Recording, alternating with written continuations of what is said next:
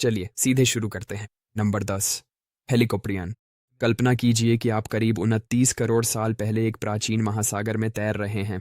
आपको एक सामान्य शार्क जैसी चीज दिखती है, लेकिन जैसे ही वह पास आती है आप देखते हैं कि उसके चेहरे में कुछ बहुत गड़बड़ है। इस चीज के मुंह में एक गोल आरी जैसा कुछ है। हेलिकोप्रियन, मानो प्रकृति ने एक शार्क और एक पावर टूल को मिला दिया हो।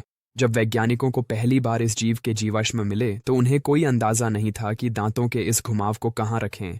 कुछ ने सोचा कि यह उसकी नाक पर था, जैसे कोई प्रागैतिहासिक यूनिकॉर्न जिसे बहुत गुस्सा आता हो। दूसरों ने सुझाव दिया कि यह शायद उसकी पीठ के पंख पर हो। यह पता लगाने में लगभग 100 साल लग गए कि यह असल में उसके निचले जबड़े में था।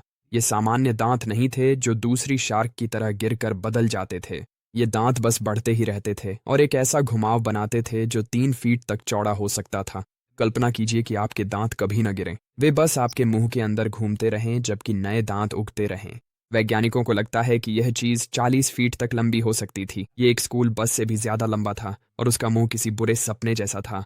कोई भी यह पता नहीं लगा पाया है कि यह अपने अंदर लगी आरी का इस्तेमाल कैसे करता था। कुछ को लगता है कि जब यह काटता था तो वह घुमाव पीछे की ओर घूमता था, जिससे शिकार कटकर और गहरे गले में खींच जाता था। यह चीज पृथ्वी के इतिहास की सबसे बड़ी सामूहिक विलुप्ति की घटना से बच गई, जिसने 95% समुद्री प्रजातियों को खत्म कर दिया था।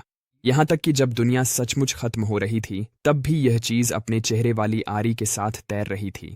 लेकिन आखिरकार हेलिकोप्रियन भी गायब हो गया और हमारे लिए जीवाश्म और यह रहस्य छोड़ गया कि इतनी बेतुकी चीज अस्तित्व में कैसे आ सकती है।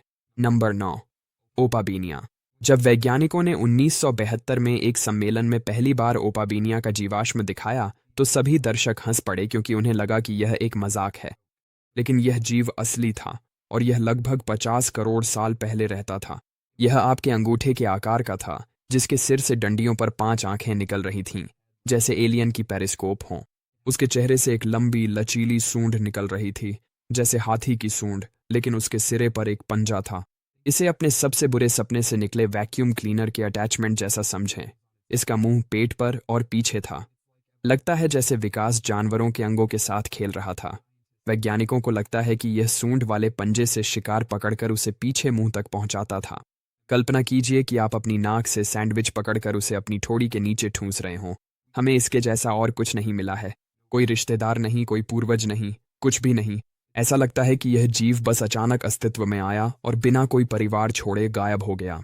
कुछ वैज्ञानिकों को लगता है कि यह शायद केकड़ों और मकड़ियों जैसे आधुनिक आर्थ्रोपॉड से दूर का संबंधित हो सकता है, लेकिन दूसरों को लगता है कि यह पूरी तरह से एक अलग ही चीज है। ये कोई एक बार का म्यूटेशन नहीं था जो जल्दी खत्म हो गया। ये 5 आंखों वाले वैक्यूम क्लीनर जैसे चेहरे लाखों सालों तक तैरते रहे। नंबर 8, थेरिजिनोसॉरस।